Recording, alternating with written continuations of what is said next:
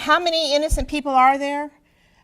In North Carolina, so the estimates range from 1%, and even the most conservative people have never said less than 1%. So in North Carolina, that's 370 people in prison for crimes they didn't commit at 1%. At 5%, it's over 1,800. So this, to me, this is a problem that should be of community interest. So what are things that attorneys need to prevent wrongful convictions? Now, obviously, they need a JD. I put education on there, but I'm going to assume that's an obvious. They need a JD, and they need to pass the bar exam. And then they need ongoing training. I'm 18 years into this work, and there's not a case that I work on or a day that I go to the office that I don't learn something. So it is constant learning from being willing to keep our eyes open and being willing to learn, from taking training, from having mentors, from consulting with other people. Access to evidence, open file discovery, I absolutely agree with Jim, is one of the most important things that we ever did in North Carolina. But we still don't have complete access, right? We have the files. We have to trust that what is supposed to be in there is in there. We don't have access to the evidence rooms when they say, no, the rape kit was destroyed, or no, the hairs no longer exist. The Innocence Inquiry Commission that was established in 2006 has found evidence in over 22 cases where defense attorneys were told the evidence no longer exists. 50% of those cases have resulted in exoneration. That is a really scary percentage. So we still don't have complete access. And you can have the best attorney in the state, the best attorney in the country. If they don't have access, they cannot provide a good defense. You can have an average attorney who has complete access, and they can provide a good defense. So access is critical. Knowing how to avoid tunnel vision. When we have an overloaded and underfunded system, it's easy to become cynical. It's easy to think everybody who walks through my office is guilty. And we see that with people who do public defense work, that they never start with the assumption the person is innocent, because they don't have the time to start with that assumption. But we have to be able to avoid the tunnel that takes us down the conclusion that everybody is guilty. And they have to have motivation. And motivation can come in the form of a lot of different things. It all contributes to motivation. Compassion, an interest in justice, and reward for our efforts.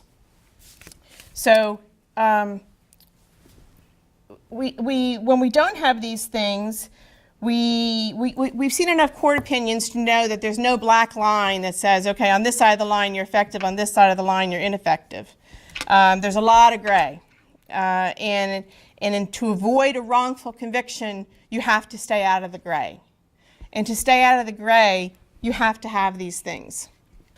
So when we look at the hourly rates, and there was somebody who posted something about a mechanic, and so when we look at the hourly rates, I went and pulled hourly rates for some service industries. Electricians are about $75 an hour. Mechanics, about $80 an hour. A mechanic at a dealer is $100 an hour. Massage therapist is about $75 an hour. Event photographer is about $125 an hour. So you can look at some of these hourly rates. And then the red bars are where our PAC rates are. So that tells us how much we value the contribution that is protecting our Sixth Amendment rights. The second to last bar is private counsel paralegal, about $150 an hour. And then the last bar is $275 an hour, which is the average rate that was paid to the attorneys that represented the legislature in their lawsuits. So we can pay them $275 an hour to protect their conflicts, but we pay people who have their lives at stake $55, $75 an hour.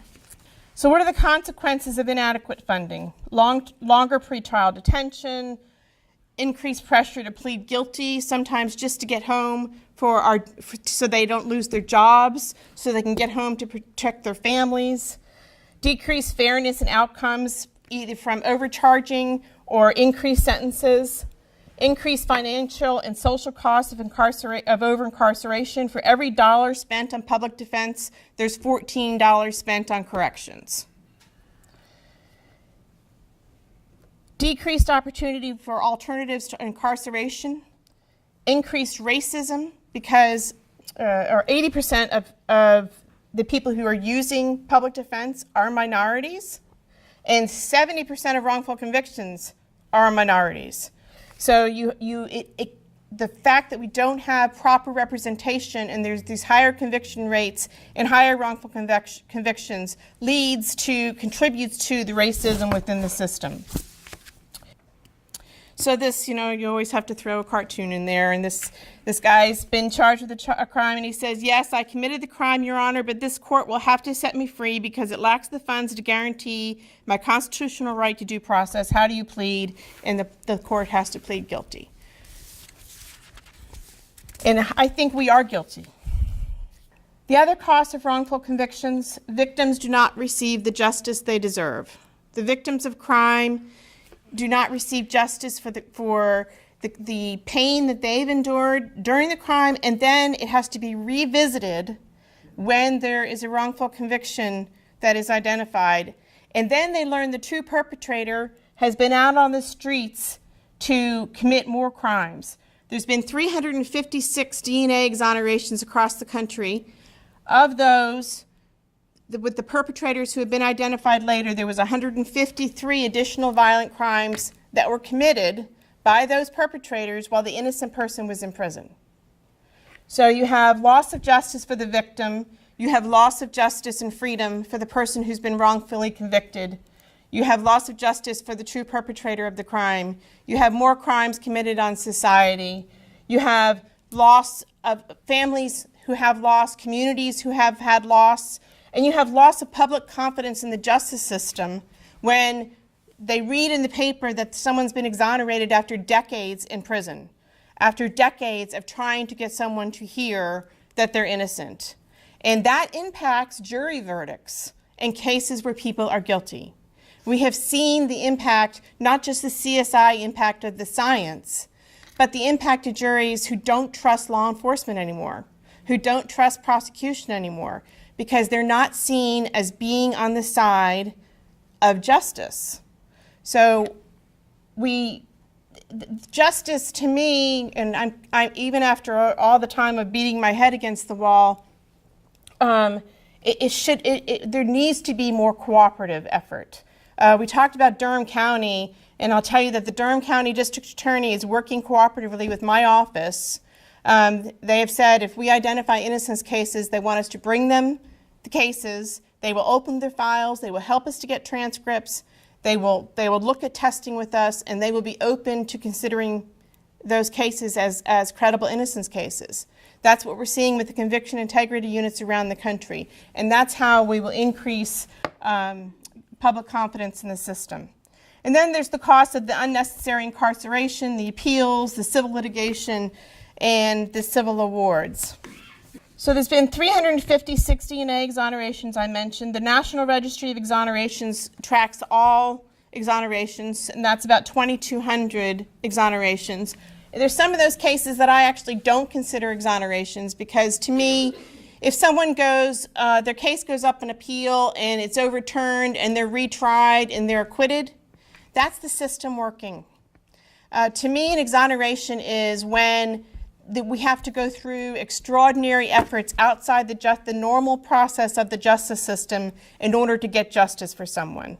It is a human system. We are going to make mistakes. The unacceptable mistakes are the ones that we want to close our eyes to and not address. Of the 2,200, it's about 19,000 years that have been lost. In 43% of the cases, of the DNA exoneration cases, the true perpetrator has been identified with the same DNA that exonerated the individual. So these are the states where the exonerations and the number of exonerations, and I like to show this because You have Texas, Illinois, and New York that have very large numbers for exonerations. The next highest state is North Carolina. That is very unusual because there are other states out there that have the things that Texas, New York, and Chicago have, which are large cities with high volumes of crime and conviction integrity units. North Carolina's number is high because we have an Innocence Inquiry Commission that has resulted in exoneration of a number of people. And we have organizations like the Center on Actual Innocence and the Duke Innocence Project and the Wake Forest Innocence Project. And so we have and you look at these numbers, and these are the exonerations. It does not cover who we have protected by the reforms that we've put in place on the front end. So open file discovery, eyewitness identification reform, recording of interrogations, preservation of biological evidence. All of those things are good for the justice system as overall. And when you have those reforms, it brings awareness to the issues and makes people somewhat more willing to consider the possibilities that maybe we have made a mistake. 89% of the 2,200 wrongful conviction cases occurred prior to 1996. And the reason for that number is because now we have DNA, right? So we have the things like eyewitness identification reform, recording of interrogations, DNA testing that we can use to prevent the wrong charge and the wrong prosecution from happening in the beginning. But what happens there is it increases the importance of the defense attorney, because you have the science on the front to prevent the charge in the first place, but the defense, so you have the things that can identify wrongful convictions that are happening on the front end, and the rest that's left has to be caught by the defense attorney. So the defense attorney's role in avoiding a wrongful conviction actually increases in time as the other issues can be, the systemic issues can be addressed up front.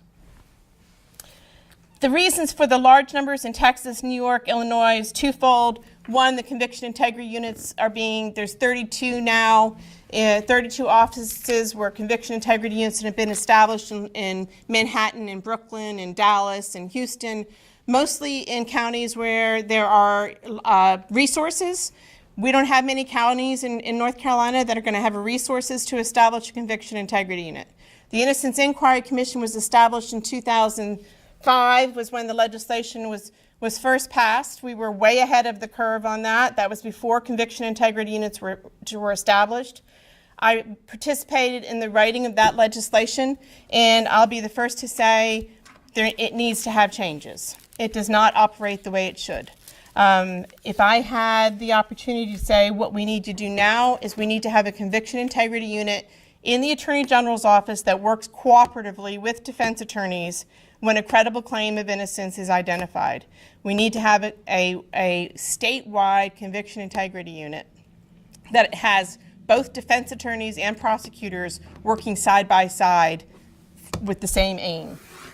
So the causation issues we see over and over again. Eyewitness identification is usually the first issue that leads us down the wrong road. False confessions, all of these things have happened in North Carolina. Misapplication of science, and in those cases, a lot of that is because of ineffective assistance of counsel. So the lack of challenge or lack of funding for experts, misconduct, and then ineffective assistance of counsel. In 21% of the DNA exoneration cases, ineffective assistance of counsel claims were previously filed in the courts and denied.